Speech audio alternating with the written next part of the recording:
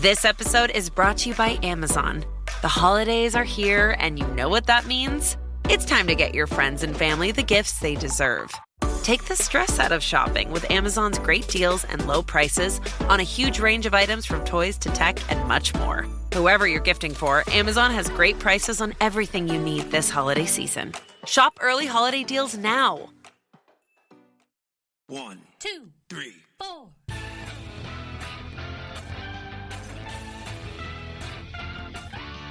Monster movie. Fun time, go!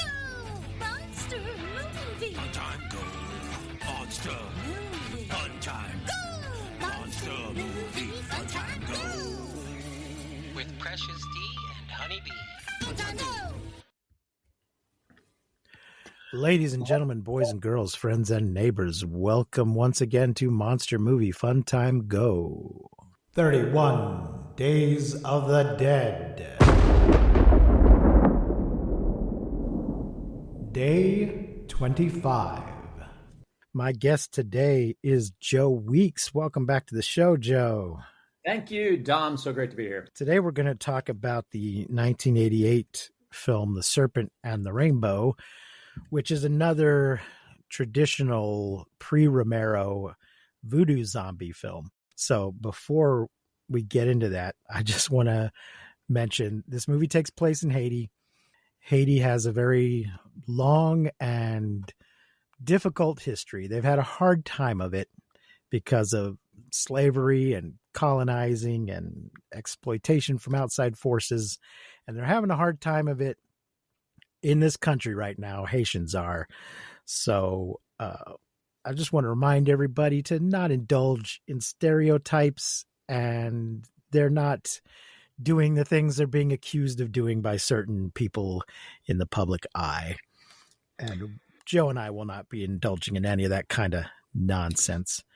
Although the conceptualization or the top level sort of presentation of the movie is that sort of yay colonialism. Yes, because they said it at the end of the Duvier reign, which was complete czar, what's the word, dictators, presidents that were dictators, but this sort of it ends with the sort of triumphalism of the fall of it, which the U.S. was involved in, but it's U.S. involvement that has contributed to so much of the turnover. And it's funny though, because the book so folks, this movie claims to be based on a true story, but it is very loosely based on a true story. I actually listened to the audiobook of the book, and if you've got a membership to Audible, if you have the monthly membership, it is included with your membership. You get a credit every month to spend on an audiobook, but then there's certain books that are just included for free with that monthly membership. So that's where I listened to it. Because I was curious, I remember when this movie came out thinking, well, that part doesn't seem true. So I was curious to listen to the book. And one of the many changes they made in the movie is when it takes place. It did not happen at the very end. The book came out in like 85. So the events of the book happened years before that. Because it does happen over a few years, not just like a week in the movie. The Duvalier, the revolution against him was in 86. So it didn't happen until a year after the book came out. And the book tries not to indulge in a bunch of stereotypes and tries to find out what's actually going on and maybe learn a little bit about voodoo culture. Voodoo society, he refers to it in the book. Yeah, and that's how it's talked about in Haiti. Yeah. The movie itself really indulges in the stereotypes.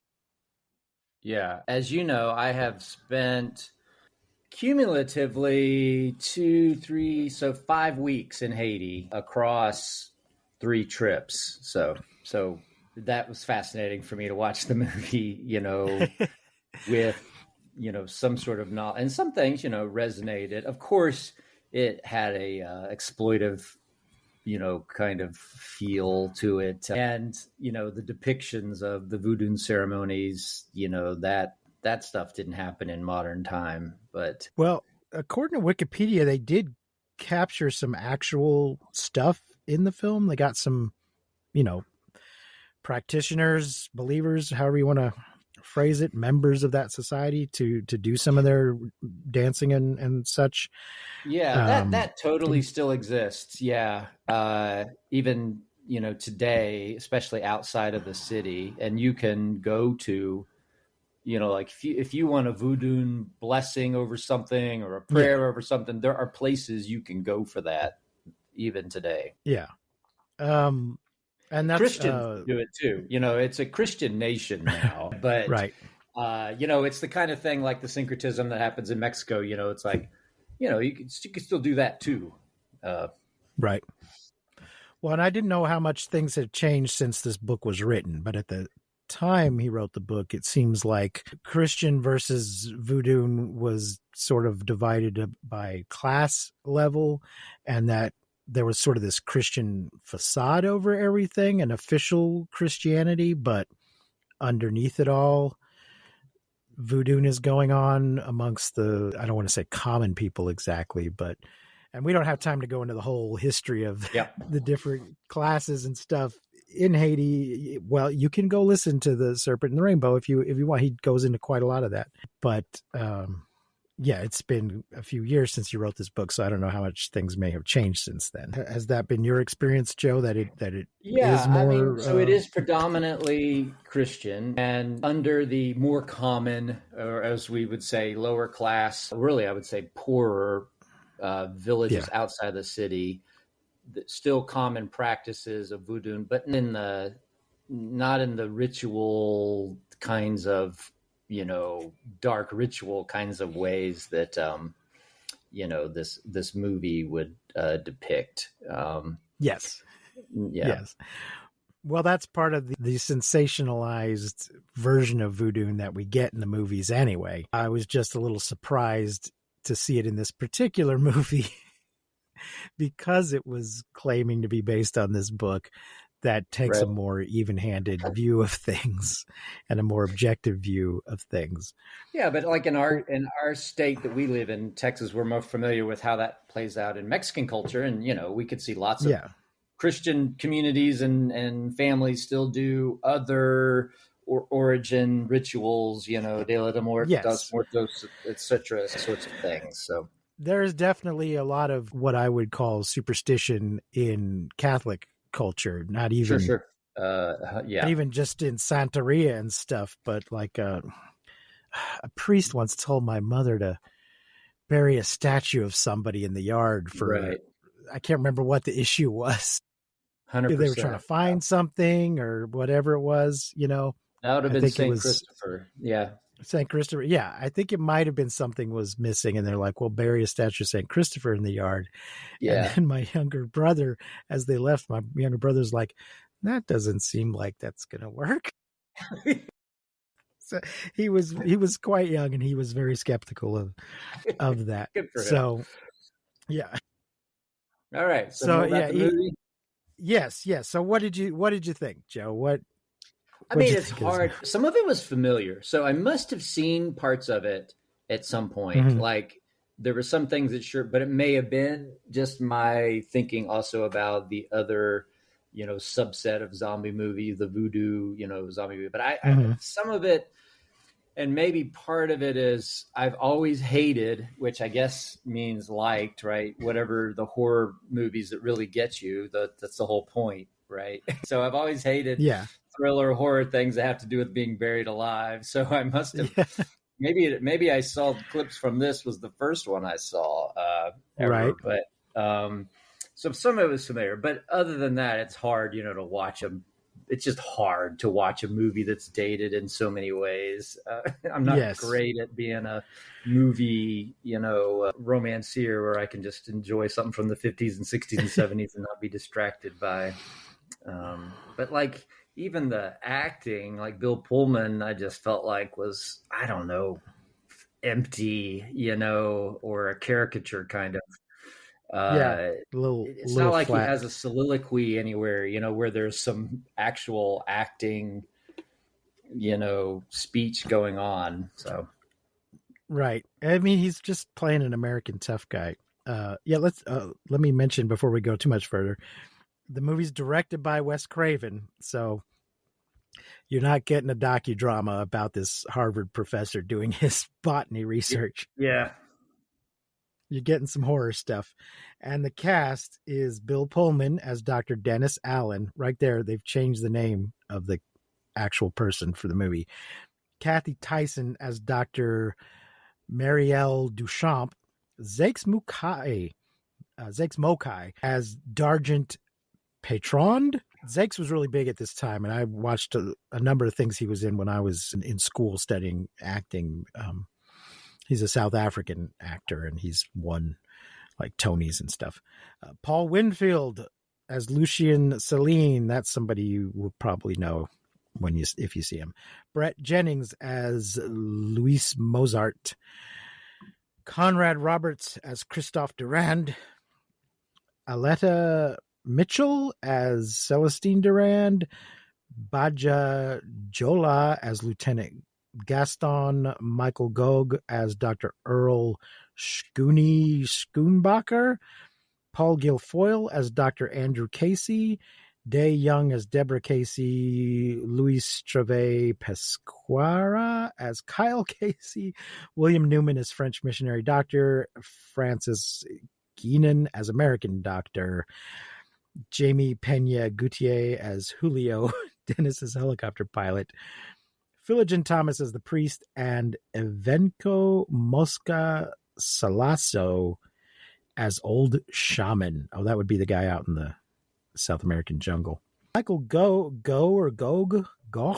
you might know as Alfred in those 4 Batman movies from the 90s.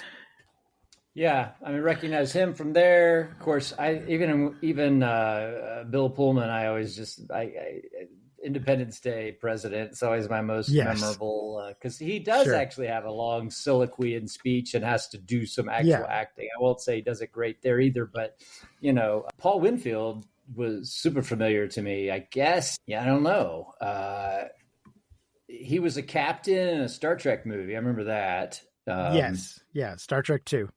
Wrath He's in of the Khan. Terminator. Okay, yeah, he was one of the 2 that had the original earworms in their in his head. Yeah. He's been nominated for Academy Awards and has won an Emmy and an NAACP Image Award, but he's been nominated for a lot of stuff. Yeah, he's always does good work. I mean, everybody in the movie is a good actor, but they've just turned this scholarly work into just a sensationalized thriller action thing with just straight on magic in it. So folks, if you don't know anything about this, I mentioned this a little bit in our White Zombie episode. Zombies are sort of a real thing in Haiti. Nobody's actually died. They're not the living dead. But there appears to be, although this guy's work has been, questioned and disputed, but it is there in the culture. There appears to be a thing where you can drug somebody, poison them, put them into a death-like state, and then they bury them, dig them up later, and through a combination of, sort of brainwashing, cultural expectations, and possibly further drugging, turn them into what they call a zombie, where they become kind of a easily pliable, mindless slave. And there's a couple of cases that are detailed in the book and then fictionalized in this movie of people in the modern times who escaped from this situation. And that's what led to this botanist anthropologist being asked to go to Haiti to try to find out what the deal is with zombie powder and can it be used for medicinal purposes, which is still what happens in the movie. But then in the movie, there's a lot of all the voodoo is actually producing magical effects. And then he ends up doing magic at the end of the movie. Yeah, actually doesn't. I mean, the magic he does. So I mean, this is sort of skipping ahead, but one of my thoughts through most of the movie was, he has these vision things, these like dreams, bad dreams. I'm like, I don't understand the point of these. But at the end, you get the point that you're supposed to then think all along that it's Petrod has been giving him these bad dreams. And so I guess you could say it's like the movie Dreamscape, where he learns to fight, but it's just in the dream, because at the end, I mean, maybe we shouldn't skip to the end, but at the end, he ends up fighting him. And I'm like, oh, great. Yeah, it's supposed to be a spiritual battle, but here now they're just slugging it out. But then you realize, no, they're slugging it out. And it doesn't even ever resolve it there if they're saying, that was just, his psyche getting rid of this bad mojo into his. I wasn't clear if we were meant to interpret that way or if people really were coming through walls and moving chairs with their minds and getting dragged down into hell. And I mean, when he breaks the jars and then, a bunch of souls come flying out and stuff. And no, I mean, they definitely are implying that Petrod's doing magic. It's like he drinks the blood, and then that makes their main contact Lucien die from his throat gagging and but but then they rationalize it. A scorpion crawls out of his throat, so had the scorpion get there, so it's kind of like walking that line. Right, I assume the scorpion was also there magically, and this was also just a creepy thing to put in a movie because it's Wes Craven and we're just going to do random creepy shit just to gross people out. But he has these visions before he's even gotten the job. I know that's part of the issue. And like the drug he's taken and the vision he's going on, is that warning him about the future? Or is Zex Mokai does he know that he's on the way and is already trying to intimidate him? Who knows? But I guess we can interpret that either way if we want. But I do like a movie better when it stays consistent. Like, yes, it is kind of cool where if you could then look back, oh yeah, we could interpret all of it this is just going on in his psyche or whatever. But that doesn't hold up here. No, because when I was trying to think back on it, I was like, okay, is there a thing? Because the part that I remembered was the souls coming out of the jars. Yeah. He claims that these people bad voodooist claims that he's captured these people's souls in these jars. Yeah, and that he uses them even. Right. Yeah. And then and that's fine if he believes that, but then they break the jars and we actually see souls come flying out of the jars. Yeah, they show this mist. Yes. So I was like, well, can we interpret this? Are we supposed to interpret this as literally happening, or Bill Pullman's been drugged a lot, so maybe he just thinks he's seeing it?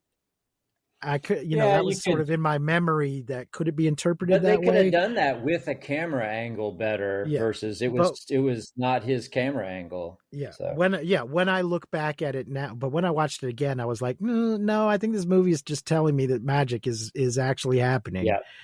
Within the world of this movie. And yet in some places though, it explains it away as if it's just in his head, like that last battle. It tries to have it both ways. But it really does indulge in all the kind of, the thing is it's a movie, so they wanted to have a bad guy. There had to be a more direct conflict. I guess they just thought it wasn't interesting enough to show this guy trying to negotiate with people to get the powder, because the zombie powder is a big secret in real life. It's, you can't just go to the drugstore and get it. You got to get somebody to make it for you. You got to give them a good reason. And of course, get a white guy walking in wanting this done. They're not going to just do it. So he spends a lot of time just trying to ingratiate himself with people. And then he gets curious about the culture in general and just wants to learn more about it. And mostly because of the girl. Yeah, well, that character is not a real person. There is a girl who's kind of his guide, but when he meets her, she's only 16, and he never so says they turn her anything. into like Arwen in the Lord of the Rings movies. Yeah, turn her into an adult doctor rather than just the niece of one of the people he's met who has some free time to show him around. There is no there's some people he has some conflict with, but there's no bad guy that's out to get him the whole time. But they're making a movie, so they want to have a protagonist and an antagonist and a climax. Because of course in this book there's not a climax. There's just kind of and that's what I learned, and there you go, everybody. So I guess in that sense, in the Wes Craven style, the climax is just the bad guy dies. Yes, it's a drag down to hell. But also then it is interesting though that they decided to make it a overtly political movie and try to make some kind of a statement about what was going on at the time. And in fact, they had to move production out of Haiti. They had to move it next door to the Dominican Republic at one point because of some of the political turmoil that was going on. They decided it would be safer to go to the other half of the island to finish up the film. Yeah, it's a fascinating history of Hispaniola there.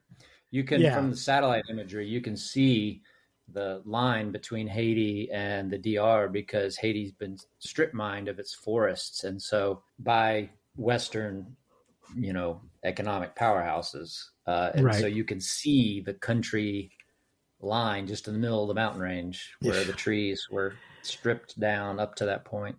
And how has the Dominican Republic avoided that happening? Well, it's a different language, a different culture. And a different history. Right. Again, we can't get into all of it. Different histories of who dominated, which colonizing country prevailed.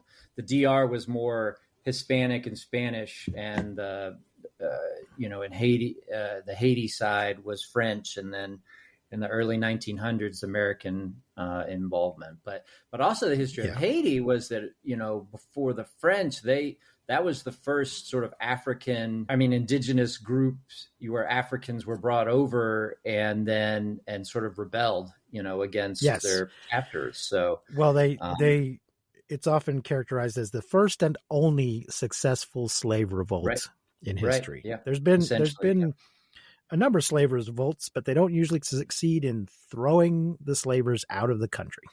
Right. Yeah. But then various other powers didn't care for that and started interfering. I think if they had just been left on their own from France, so sort of quote unquote bought their freedom kind of situation. And then in the early 15 or something like that, the U.S. invaded because the banks were saying Haiti's not paying their debt. And so the U.S. invaded and took over the government, basically. I don't want to get political, Dom, but it's pretty bad. I'll get political. It's just more capitalism ruining everything. They could have just said, you know what? We'll just wipe the slate clean. You're an idiot for making a bad debt. Well, but part of that debt was they had to compensate the French for all the slaves they lost. And at which point I would have said, fuck you. We're not participating in this nonsense. Right. Yeah. Try to come and take it, you sons of bitches. But instead they, I guess, thought, well, we got to participate in this international nonsense and do it. Yeah. But I think, one of the things that Wade Davis is the actual guy from the book. One thing he talks about is basically the Americans and Europeans wanting to do that plantation, raising sugar and stuff.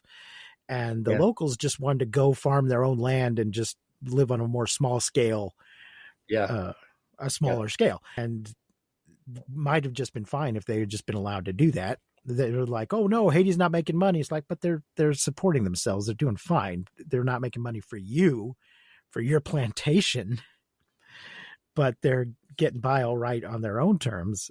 But no. And the farms that we're making things like rice, Western interests, paid some money to farmers to instead make crops that they could use or even buy their rice and take it. And so then the local regions didn't have food. So, it was bad. So but on the woman, they added a woman character. So there had to be a love. The classic trope of someone for him to fall in love with, one sex scene, and then he gets to save her at the end. which actually ended up being a rather discreet sex scene. Lots of shadow, lots of back and shadow, which for 19... I averted my eyes, so I don't know. Oh, did you? It was not as explicit as I expected from the 80s. So there you go. And I think there may have been a body double involved at one point, but we don't need to go into detail. Co-pastor of a church, ladies and gentlemen, so we don't want to get too explicit about such things. But if you're interested in this movie, you should know it's not too raunchy. It includes a metal pike on a scrotum, so. Oh, well, there is that. I meant the sex scene was fairly discreet. I mean, it's just out of frame, thankfully, but yes, almost makes it worse. I don't know. There is some scrotum torture. I forgot about that. Again, that did not happen to Wade Davis in reality. Nor did he get buried alive at any point, hit with the zombie powder. Well, Joe, we're using a 1 to 5 scale of brains this year. So how many brains are you going to rate The Serpent and the Rainbow? I mean, if I put put aside the fact that, I've watched other things technologically the last 20 years, I would give it at least 3.5 brains. I think I'm going to have to give it a split rating. Just judging it on its own, I'm going to give it 3. But as with any adaptation, you can judge it on its own, or you can judge it as how it holds up to its source material. And comparing it to its source material, it gets a 1. Oh, yeah, well, sure. Anything by Wes Craven, surely. The 0.5 brain from me is, if the point of a horror film is to freak me out and make me scared, right? It did its job. Comes and goes with the whole being buried alive thing, and that super triggers me. Like that and the vanishing and all that stuff. So it gets at least 0.5 from each for just freaking me out from the whole concept of getting buried alive. That is something Roger Ebert would often take into account, is what was this movie trying to do, and did it succeed at what it was trying to do? Yeah, I mean, that's one reason I'm picking it. Yeah, it was trying to creep out Joe, and Joe was creeped out. So yeah, I was creeped out. There we go. Yeah, so it's a 1 or a 3 from me, depending on how we're looking at it. Well, thanks for joining me, Joe. If you folks want to watch this movie, now that we spoiled it for you, it's streaming on Peacock, and I believe you can rent and buy it all the other places. Yep. But it is currently included if you have a Peacock membership.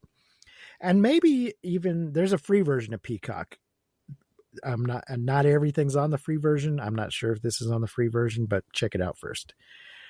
Thanks for joining me, Joe. We'll be back tomorrow with another in our 31 Days of the Dead. Until then, I have been Precious D. With me has been Joe Weeks. Remember to keep calm and take shelter in basements. Please don't misuse science. We won't see you, but you will hear us next time on Monster Movie Fun Time Go. And stop. You've been listening to Monster Movie Fun Time Go. If you enjoyed the show, please consider rating and reviewing us on your podcasting platform of choice. You can leave us a message and find links to all our things at mmftg.com.